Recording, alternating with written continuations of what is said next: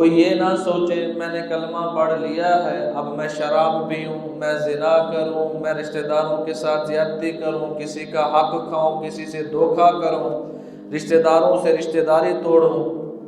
تو وہ یہ نہ سمجھے کہ میری بخشش کا پروانہ میرے ہاتھ میں ہے، جیسے مروں گا فرشتے آئیں گے، تشت لے کے آئیں گے اور میرے روح کو خوبصورت کپڑے میں لپیٹ کر اللہ کے دربار پیش کر دیں گے اور اللہ کے ہمیں ویلکم کریں گے، خوش آمدید کہیں گے۔ نہیں،